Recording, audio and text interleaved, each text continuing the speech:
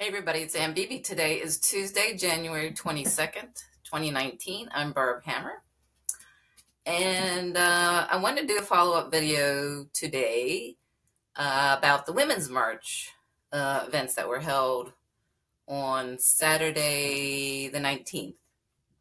Now, I did a fun little video here, a very superficial video, on Sunday, January 20th, after the day's events. And it was just more fun than anything else. I did kind of touch upon the schism in the Pussy Hat March, as I call them. And this is over accusations of anti-Semitism. So I decided to take a closer look at the Pussy Hat March. And my buddy Scott Creighton on the Church Dog 42 channel, he did a very good video yesterday on Monday the 21st, in which he looked closely into the schism and into the Women's March organization and where they stand on issues. So his video was why they hate and fear the Women's March and why I now support it. So I'm going to come to a different conclusion. I think Scott did a very good analysis, and I understand his position, but I'm going to come to a different conclusion than he did, and it's from personal experience. So, sometimes I will disagree with people slightly on certain things, like-minded people, and I have been accused of being intolerant because and this is from my experience in 2016 in that election year. And I got really burned and jaded, and I'm very cynical. And I will look really closely at who's behind these organizations. So my conclusion is going to be, and I'll show you why I'm saying this, I'm arguing that the new Women's March organization and their agenda, that they are just a paper tiger. So I'm using this term very loosely. I like this term. It's from Chinese. But I'm going to use it to refer to the Women's March, the Pussy Hat March. Even the new evolved Pussy Hat March, I argue, is a paper tiger because it seems threatening, but it's actually seems threatening, but is ineffectual and unable to withstand challenge. So I think that the Women's March, the new Pussy Hat March organization and agenda, is really just a controlled opposition within the Democratic Party. So where to begin? Okay, so Scott had mentioned this article that he had seen from Paul Neocon Watson's Twitter account. That's a parody account of Paul Joseph Watson. And so this article from Mondo Weiss, pro-Israel groups are trying to split the Women's March with a Zionist alternative. So where is the article? Yeah, okay. This is the article, and Scott cited this. And it's a very good article. And what's going on in the Women's March is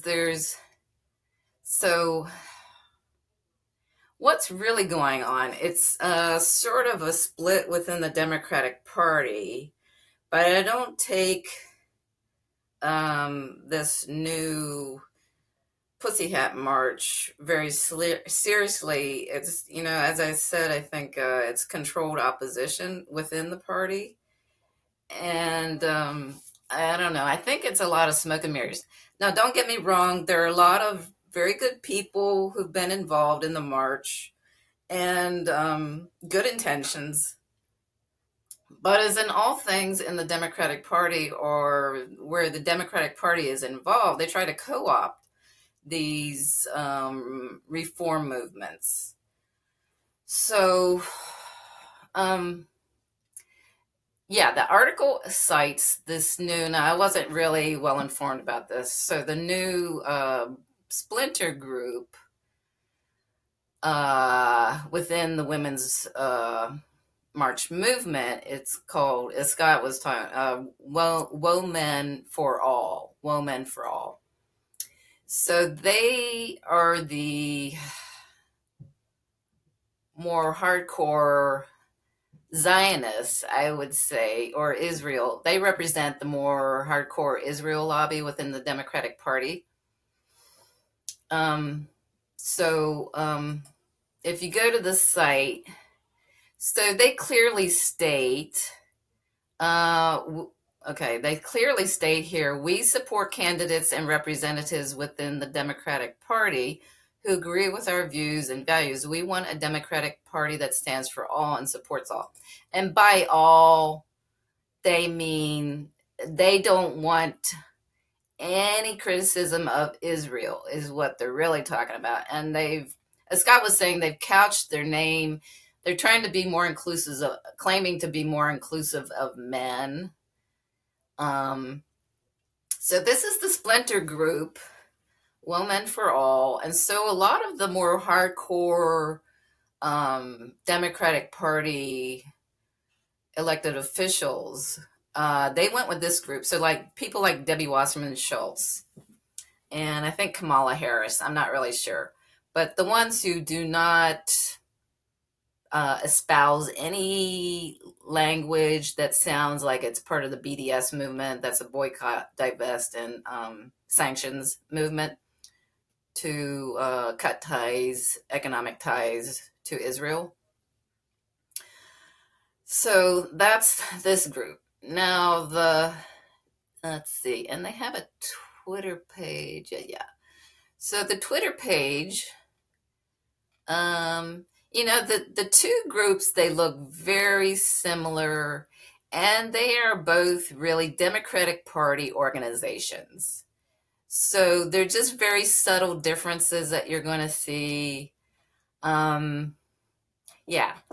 So the only difference is that one group is more hardcore pro-Israel than the other. Now, the Women's March, their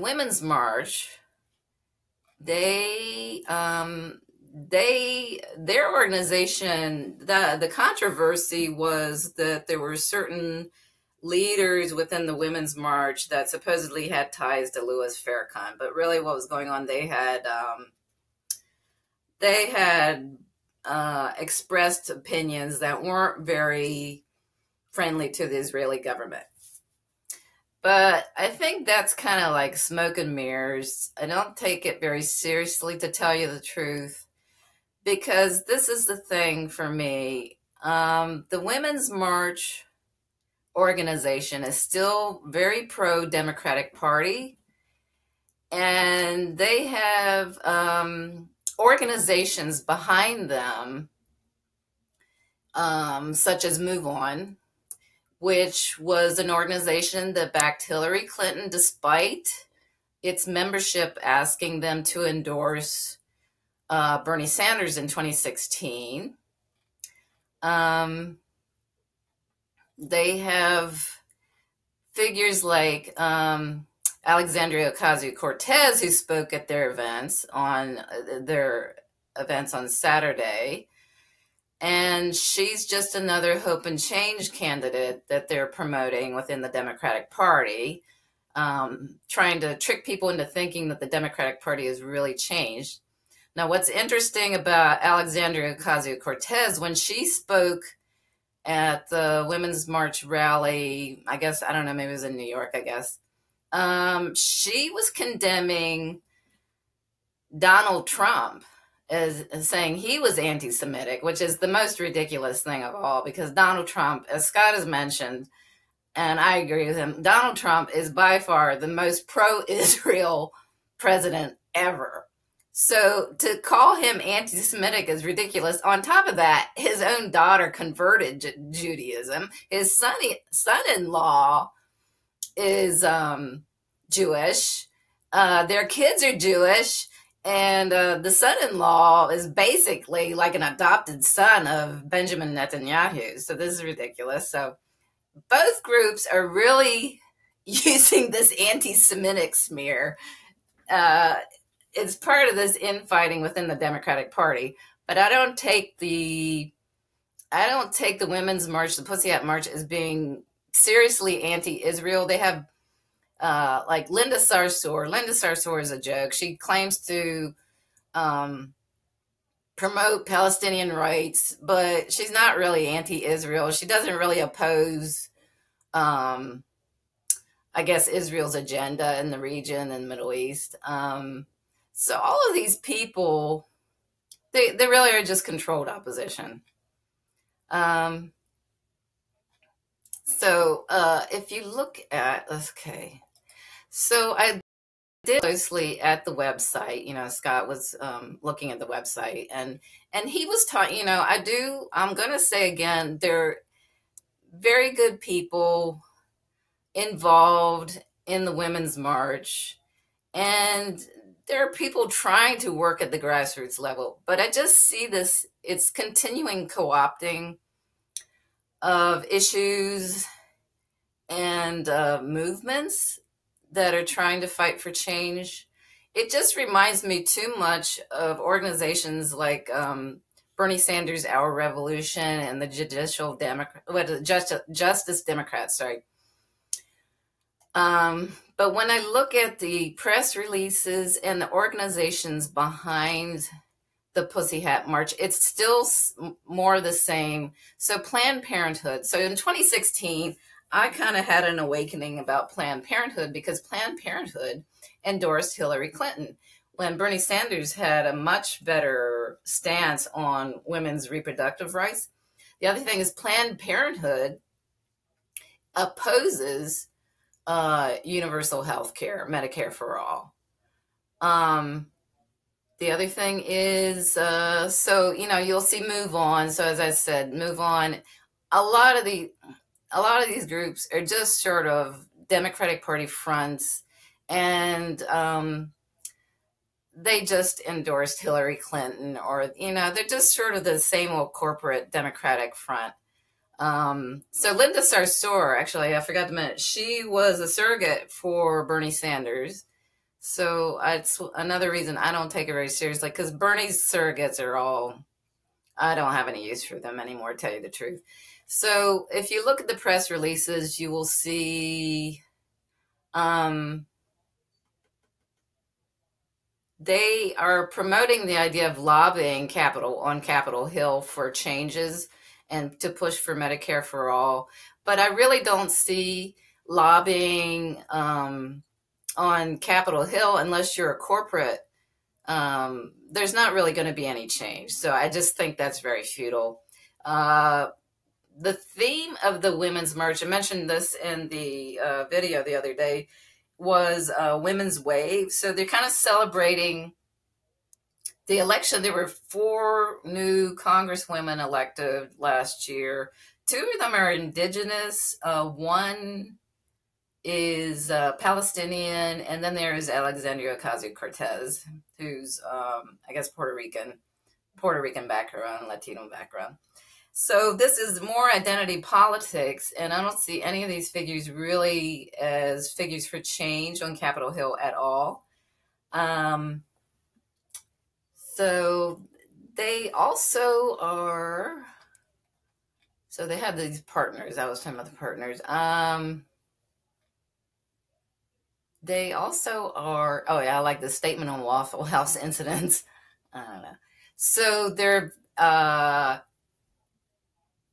so they support stronger gun control, and that's been kind of a red flag lately because they're trying to strip away Second Amendment rights and probably get rid of the Second Amendment. And once you alter the Bill of Rights, it's a slippery slope. So they will take away the First Amendment rights. So they have a statement on anti-Semitism and white supremacy. And white supremacy, I think, is kind of really, that's the boogeyman. the boogeyman. So that's populism. I don't know. A lot of times when I see them talk about white supremacy, it's really populism, or I don't know. So I'm just very skeptical. And again, I will repeat, it's because I was really burned in 2016, and I am very cynical about any of these groups, and I am very cynical of any group that still has close ties to the Democratic Party. I mean, right now, I can't support the Women's March, the Pussy Hat March. If people within that organization can really move for change, then, more power to them. But I just don't see that happening given who's behind the Women's March, the Pussy Hat March, um, and who's behind them, and the issues, the stances, some of the stances that they have. And they seem to be fixated on elections again. That's another hang up I have with this group. They are more activists now. Another thing is they're very, some of their stances are very superficial. And Scott was talking about that they don't really have a clear agenda about, they're claiming to be anti-war. And they're short on details though. And what's interesting, I'll throw in this. So I've done videos very critical of Cindy Sheehan's Women's March on the Pentagon, or the Pentagon Pussies. And I took part in that event. But it just seems like the Women's March, the Pussy Hat March, I think they're trying to undercut Cindy Sheehan's group by embracing suddenly an anti-war agenda, but short on details. And I just find Cindy Sheehan's group, as critical of them as I have been, I will say that they have a better anti-war position than the Women's March, the Pussy Hat March. And it just, I don't know, sometimes things like that seem like they're trying to, this bigger group that has close ties to the Democratic Party is trying to co-opt or undermine Cindy Sheehan's organization, or undermine the anti-war movement by taking it over. So sometimes when you undermine movement, grassroots movement, you embrace it to kill it. And it's kind of like the saying about the Democrat, what is it? The Democratic Party is where grassroots movements go to die. So I think that's what I'm trying to say, I think. So again, I think the Pussy Hat March, the Women's March, is just a rebranding of the Pussy Hat March, the original one in 2017. So the original March in 2017, they started organizing. It was apparently in response to the Me Too movement, and then Donald Trump was elected. So that's how, from what I understand, the original Women's March got its start. So the original march is a huge turnout in 2017, right after the day after Trump's inauguration on the 21st. I mean, his inauguration was the 20th. The march was on the 21st. Huge turnout, huge numbers. Last year's numbers were smaller, and this year's even smaller for different reasons: controversy, bad weather. So I think in Washington, D.C., the first year they had like a turnout of something 500,000 people. And then this year, I think it was only about 10,000. So the numbers are shrinking. So I don't know if, I don't know. I just don't take the new Women's March, Pussy Hat March, very seriously. And it's just because of my experience in 2016. I'm very jaded, very cynical. So that's just my take on it. And that's why I call them a paper tiger. I don't think there's a real threat. I don't think they're effectual, and I don't think they're a real challenge to the system. Um, I can hope that they can make changes, but I just don't see it in an organization that's still so closely tied to the Democratic Party. Now, I do oppose this smearing of the Women's March, the Pussy Hat March, as being anti Semitic. It's really ridiculous. And it kind of shows you that the Israel lobby cannot stand any challenge or any language that sounds anti Israel, even though both groups are making really ridiculous accusations about anti Semitism. And and Alexandria Ocasio-Cortez calling Donald Trump anti-Semitic is just really ridiculous.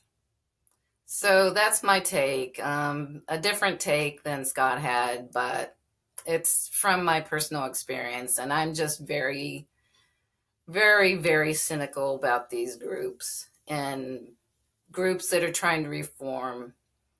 There's some genuine